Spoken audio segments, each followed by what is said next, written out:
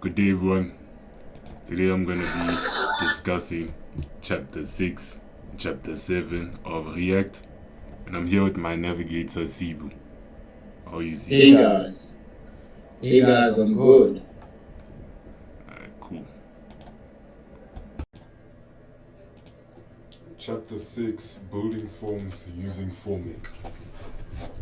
So, yeah, basically in this chapter we just basically covered using forms or building forms using this specific library Formik. So let's see how that works in the code. So over here we have the index.js where we're attaching this component app in the render, right? So this is the main launcher of our single page application. So we have the component app here being rendered. So if I go to app.js, within it what we're rendering is the user form, right? This is the component that has the form using Formik. So let's see how that works. So here's our component user form. Has a constructor props, right? And this super props in order to inherit from this parent class component. Then, yeah, firstly we imported Formik, form, fields, and error message. So basically Formik is just a library that allows us to create a form for the front end. So what we are rendering within the Formik tag over here, as you can see, we're rendering all of these functions basically, and within here basically we're taking email and a password, right, on the form, and then we have a validate function which has validate as a parameter in this arrow function, an empty dictionary. So from here, right, we're basically checking if the user's input for the email and the password is valid. So it's just a validation process that is happening.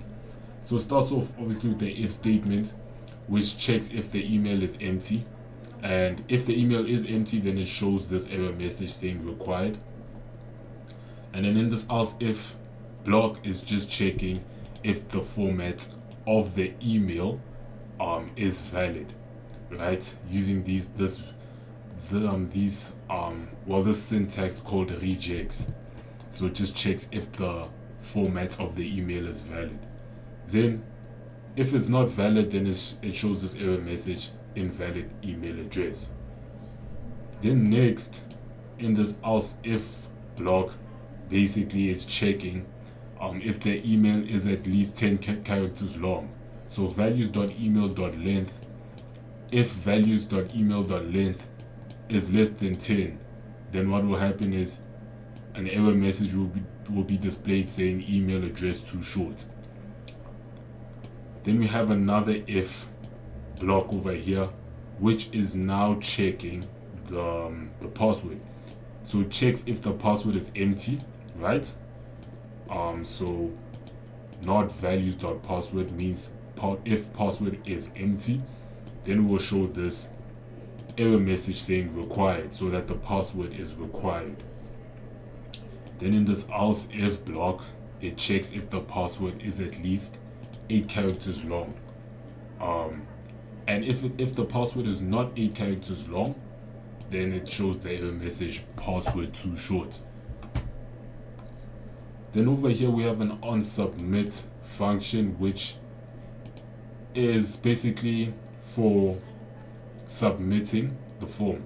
So once submit button has been clicked, then the onSubmit function is executed, right, after we click something. So yeah, after that happens, then there's a timeout that is set using set timeout function, and it is set to 400 milliseconds, which is 4 seconds. And after that, then it shows the results after clicking the submit button when you fill in the form. Then we have this is submitting function, and this callback function over here, and then the form basically shown using Formik. And then you can see the email, password, and the submit button that is required. So let's see how that works in the front end.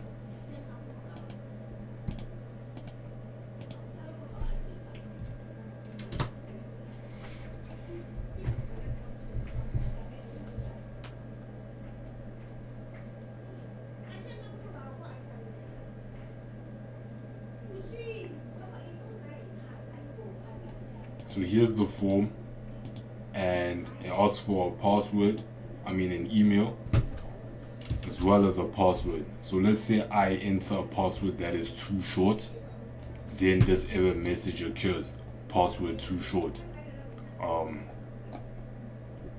As we can see here in this else if statement, it says password too short because it's less than 8 characters.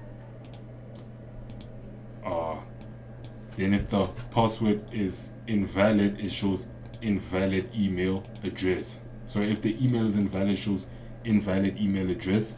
So where the validation is taking place because of this validate function, in this arrow function, basically here, it was checking the format of that email using this reject syntax, and if it doesn't go hand in hand with this, then the invalid email address string, which is the error message, is shown in the front end over here.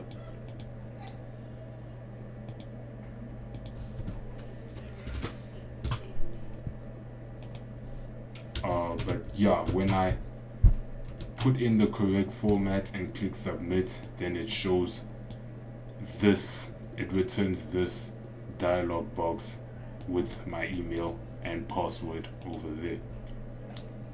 So yeah, that's essentially how the form works.